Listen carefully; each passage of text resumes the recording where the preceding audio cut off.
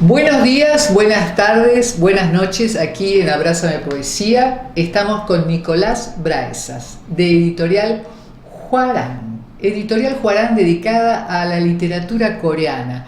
Así es que son muchas las preguntas antes de entrar en los maravillosos poetas que Nicolás nos trajo hoy para hablar de ellos y leer alguna de sus poesías. ¿Cómo estás, Nicolás? Buenos días, buenas tardes, buenas noches. Exactamente, buenos días, buenas tardes, buenas noches.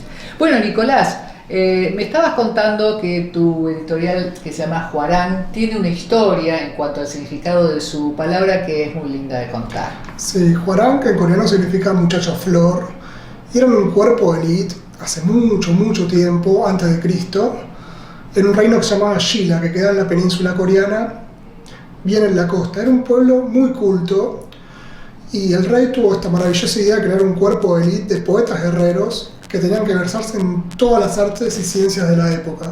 La única condición para ser Hwarang era ser joven y hermoso. No sé muy bien por qué hermoso, pero eran chicos muy educados, guerreros, si había guerra tenían que ir a la guerra, y básicamente eran muy buenos poetas y muy buenos músicos. Y elegiste este término en particular para tu editorial, ¿con qué significación? Queríamos hacer que la editorial sea como guardar los mejores tesoros de la cultura coreana y transmitirlos al mundo hispanohablante. La misión de los Hwarang era resguardar como tesoro la cultura. Ajá. Bueno, vos también sos traductor, o sea que has estudiado en Seúl. ¿Cuándo comienza Hwarang aquí en Argentina? En mayo de este año. En mayo de este año, muy bastante bien. Nuevo el proyecto. Venía gestándose hace 2 años, pero recién en mayo de este año lanzamos nuestro primer libro. ¿Tu acceso a la cultura coreana fue a través de qué modalidad, digamos, la literatura, el cine? ¿Qué fue lo primero que te impresionó de la cultura coreana? Lo primero fue el cine. Ajá. El cine coreano es muy bueno. Casi no había nada traducido. Yo soy traductor de inglés. Y bueno, dije, ¿por qué no dedicarse al coreano? Si el cine es tan bueno, ¿qué tendrá la literatura? Y la verdad que fue un viaje hermoso y valió la pena. Claro, porque vos fuiste a estudiar allí a Seúl. A la Universidad de Seúl, sí. Un año y estuviste trabajando en el lenguaje. ¿Vos qué has encontrado? Porque veo que tu editorial trabaja no solamente con poesía, trabaja también con un libro sobre gastronomía, un ensayo del que también podemos hablar. ¿Qué te va impresionando? ¿Cómo vas eligiendo el material? Bueno, el primer libro, que es Yi-sang, es porque es un poeta que amo, para mí es el mejor poeta del siglo XX en Corea. Después el libro de cocina, porque para mí la cocina coreana es poesía, realmente tiene una tradición gastronómica increíble. Y el ensayo y cuentos del feminismo, básicamente porque creo que es un tema muy actual y que bueno, podría enriquecer el debate en Argentina sobre cuestiones feministas y con respecto a la mujer. Bien, ¿qué plato te gusta más de los coreanos? Hay uno que se llama tteokbokki, que son como unos ñoquis, pero de harina de arroz con una salsa picante que es muy rico. Bueno, vamos a tratar de probarlo en algún momento. Podemos probarlo leyendo esta poesía en prosa que dice así: observo una mariposa moribunda en el papel rasgado. Es un portal secreto que conecta con el más allá. Observo una mariposa moribunda en la barba que aparece en el centro del espejo. La mariposa con las alas rotas bebe el rocío miserable de mi cálido aliento. Si tapo la boca con la mano y muero, la mariposa se irá volando, como si luego de descansar se levantara. Nunca dejaré que estas palabras se filtren al exterior. Mariposa, de Yi-sang. Me corregirá si no está bien dicho. Está perfecto. ¿Qué podemos decir de Yi-sang? Realmente es extraordinario, ¿no? Sí, Yi-sang es un poeta, es conocido como el poeta maldito de Corea. Vivió muy poco, hasta los 26 años. Y fue como un terremoto en la escena literaria coreana. Ellos tenían una tradición muy distinta, como habíamos dicho en otro programa, confuciana, que era como una poesía didáctica para educar al pueblo, para educar a los aristócratas, muy moralista. Y él en cambio toma estas ideas occidentales, el surrealismo, el modernismo anglosajón, y crea algo totalmente nuevo que nunca se había visto en Corea. Y es una poesía bastante oscura, bueno, ese poema es tremendo, y bueno, es muy hermética por momentos, y bueno, él tiene sus signos. La mariposa, el espejo, el doble, le gustaba mucho también el romanticismo alemán, y bueno, creo como toda esta imaginería que es muy de Yi-sang y que nunca tuvo nada parecido en Corea, pero tampoco tuvo discípulos. Él fue único en Corea. Bueno, leía que su relación con la arquitectura, su relación con el surrealismo, se lo ve en fotos con objetos como que él realiza. Sí. ¿Cómo es ese contacto con el surrealismo? Y si quedan documentos de lo que ha hecho, ¿no? Porque son culturas tan diferentes. Él estudió arquitectura, también era pintor, y se conserva muy poco realmente porque él escribió en una época muy conflictiva.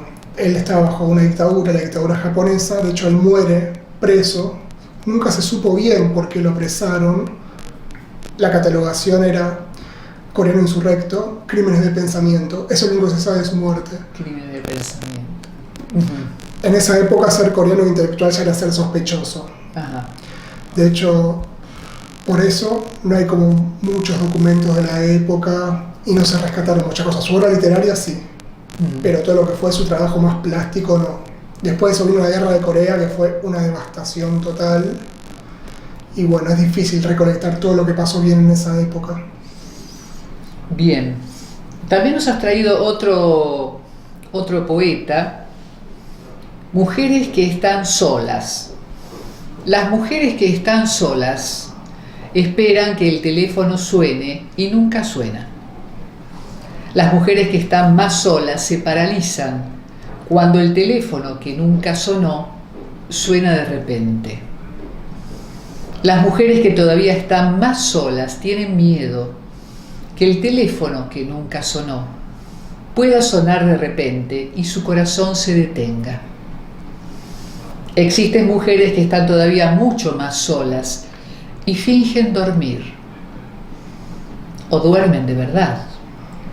Cuando todos los amantes del mundo las llaman al mismo tiempo. Mujeres que están solas. De Cho Sung-cha. Sochu. ¿Qué? Sí, son complicados los nombres de provincia. Claro, yo por eso trato de que quien sepa lo diga con tranquilidad. Hermoso también, ¿no? Sí. Muy significativo. Ella es la poeta que renueva el panorama literario de los 80. De hecho, es sinónimo de poesía de los 80. Sigue escribiendo igual, pero también fue como Yi-sang, una poeta muy joven que apareció y pateó el tablero. Antes de ella la poesía venía por otros caminos. O sea que podemos ponerla en esta línea de las propuestas feministas, Sí. que empezaron a aparecer en los últimos 20, 30 años. Sí, de hecho ella también ya empieza a hablar de género, terminología más actual. Sí, la verdad que es muy atractiva, digamos, la forma en que construye. Estamos hablando de una traducción con toda esa dificultad en las definiciones de la traducción en poesía, ¿no? Sí. Porque, digamos, la traducción en sí ya de un idioma tan distante en su formalidad, ¿qué otros problemas produce también, que me decías, hablabas de la musicalidad del idioma coreano a la traducción? El coreano es un idioma muy musical que puede condensar mucho en muy poco. Capaz que un verso coreano, una sola línea, habría que expandirla muchísimo en español. Y tiene también otras dificultades. Por ejemplo, Yi-sang, él escribía con ideogramas. Ajá. Él también jugaba con los ideogramas y los deformaba un poquito. Ya era algo más pictórico, visual, y eso es intraducible porque nosotros tenemos otro alfabeto. Ajá, claro. Los poemas de Yi-sang, además de la parte semántica, pesaba mucho lo visual. Bueno, vos también contabas este tema de la invasión japonesa y la amputación prácticamente del poder del idioma coreano para implantar Sí. el idioma japonés. Sí, de hecho, la mitad más o menos de la obra de Yi-sang está en japonés. Ajá. Toda la literatura de esa época es muy difícil estudiarla si sabes solo coreano porque los obligan a escribir en japonés. Ajá. Hasta llegaron hasta el extremo de bautizarlos en japonés. Mm, Tenían que ir y cambiarse el nombre. Bien. A pesar de eso, bueno, sobrevive una forma de expresar que es la literatura realmente con una Sí. profundidad y una forma que es muy atractiva. Sí, de hecho, Cho Sung-cha fue un quiebre porque, bueno, esta reacción contra la cultura coreana generó una poesía militante muy realista, que capaz que dejaba un poco de lado los temas más del día a día, los conflictos de la mujer, los conflictos de la minoría. Siempre era como el pueblo. De hecho, en la poesía coreana la figura del pueblo es importantísima, y la defensa de los valores tradicionales. Ajá. Cho Sun-chen rompe con eso y ya no habla del pueblo en general, sino que habla de ella misma. Y eso, que capaz que hoy en día parece algo obvio, fue una revolución en el panorama literario coreano. Claro. Tenemos otro poema que también nos has traído, el libro Viejo, de Ki Yong-do. Sí. Y vamos a leer unos párrafos que dice: es casi un milagro lo que he vivido. ¿Cómo puedo predecir mi propia vida? Soy moho que floreció por casi una eternidad. Es un mundo oscuro y húmedo. Es un orden donde a nadie le interesa verme. Dentro de la esperanza vacía, los otros, apurados, ocupados, hojean unas pocas ideas, relaciones sin contenido, y ponen un separador en mí. Dicen que es demasiado fácil, que en verdad es necesaria una memoria más voluminosa, que tendrá que ver el grosor con la perfección. Acá claramente hay una impronta social en la cultura crítica, ¿no? Parecería el tema de esto de homogeneizar a todas las personas. Sí, el cambio, él también fue uno de los grandes renovadores de la poesía coreana, es que ya el enemigo no es la dictadura, ya viene una dictadura, sino la vulgarización de la sociedad, el consumismo que empiezan a hacer. Corea es una de las sociedades más ricas del mundo hoy en día, y bueno, esta cosa de la cultura de plástico, por eso él toma la figura del libro viejo y se identifica con eso, y empieza a hablar de, bueno, del vaciamiento de las personas a nivel cultural y a esa homogeneización que vos dijiste. Bien, el acceso, digamos, a la poesía o a la literatura está facilitado en la cultura coreana, o, por ejemplo, la poesía, que también siempre tiene una limitante en la divulgación y en la aceptación por la gente. La poesía es como uno de los géneros más importantes para la cultura coreana. De hecho, el libro de él solo tiene un libro que es póstumo, él no publicó en vida. Al día de hoy se vendieron casi más de 500.000 de ejemplares. Ajá. Es un valor muy importante de la educación en Corea y están como muy orgullosos de su tradición literaria. Claro, bueno, sí, interesante, 500.000 de libros. ¿Vos por qué crees que las personas, por lo menos de este lado, ¿no?, de nuestra cultura, acceden menos a la poesía o se interesan menos, a pesar de que hay un movimiento poético importante que a veces me parece que queda dentro de un gueto, ¿no? Pero bueno, sí. esto es tal vez una... Yo no sé por qué, pero en Occidente como que desde el siglo XX como que la poesía tomó tal vez un camino muy intelectual que se separó de las masas. Después eso es como un vaivén, a veces existe más poesía popular, pero en Corea esta cosa de lo popular y de la poesía del pueblo nunca terminó de desaparecer. Hay, por supuesto, poesía académica, pero nunca hubo esta disociación entre pueblo e intelectualidad. Ajá. Bueno, vos pensás también algo de la música para los jóvenes, que hoy muchos jóvenes aquí en Argentina acceden a la cultura coreana a través de la música coreana, que supongo que las letras tal vez puedan conocer el contenido y sean poéticas. No tanto, no. Son músicas más románticas, baladas, pero bueno, como todo el pop también puede ser como la entrada a diferentes aspectos de la cultura. Claro, exacto. De hecho, yo también enseño coreano y casi todos mis alumnos son jóvenes que, como les gusta una banda, quieren empezar a interiorizarse en el idioma. Ah, bueno, eso es interesante. Pero bueno, volviendo al tema de la poesía y a su difusión, vos decías que allí te impresiona que, digamos, se sienten orgullosos. Viene también la poesía de toda una tradición oral muy importante que Corea tiene con respecto a este tema, ¿no? Sí, de hecho, uno de los poemas más importantes del siglo XX, Kim Chi-ha, fue un poeta militante. Lo condenaron 2 veces a muerte. Por suerte nunca lo mataron porque hubo como un escándalo, hasta solicitadas internacionales para que no lo maten. Su poema más importante es un poema para ser recitado en un estilo de ópera tradicional coreana que se llama Pansori, que es muy fuerte escucharlo. Es él gritando su poesía con un género tradicional como, no sé, que nosotros escribíamos en coplas. Ajá. Algo así. Ellos todavía tienen esa cosa de escribir para que se recite. Ah, claro, exactamente. La lectura de la poesía en voz alta o para Sí.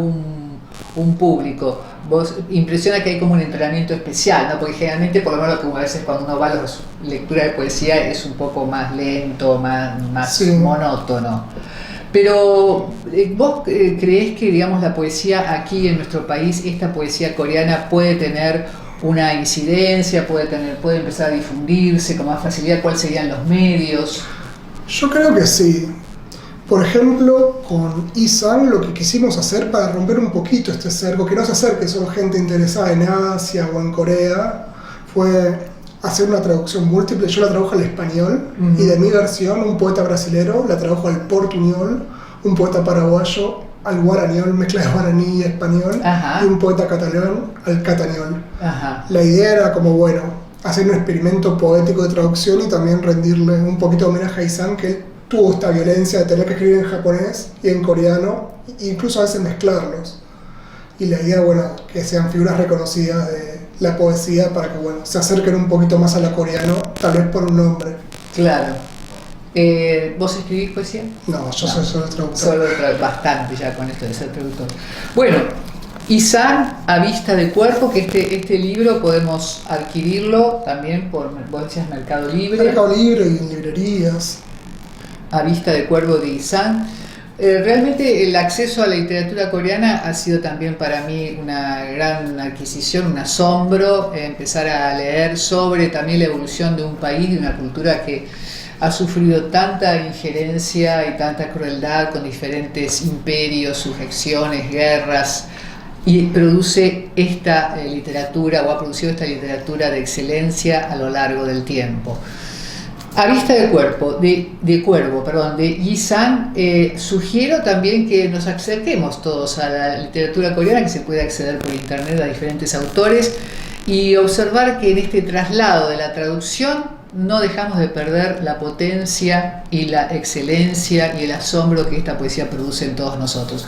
Yo te agradezco muchísimo, Nicolás Braesas, de estar aquí con nosotros, de habernos trasladado tu conocimiento y tu experiencia a un mundo que desconocía yo totalmente, y por supuesto este lugar está abierto para cualquier presentación o comunicación que quieras hacer a un público. No, muchas gracias a vos. Estos espacios son valiosísimos porque lamentablemente la poesía cada vez es más minoritaria en Argentina y eso debería cambiar. Claro. Y estos espacios, la televisión, la radio, salir de la lectura o de los espacios tradicionales a los que uno piensa que debería estar la poesía sirven muchísimo. Claro. Bueno, yo te agradezco también que estemos aquí juntos compartiendo literatura coreana, más específicamente poesía coreana, porque como siempre decimos y cerramos, no reviente, lea poesía, no reviente, escriba poesía, no reviente, escuche poesía, no reviente, no les dé el gusto. Y chao.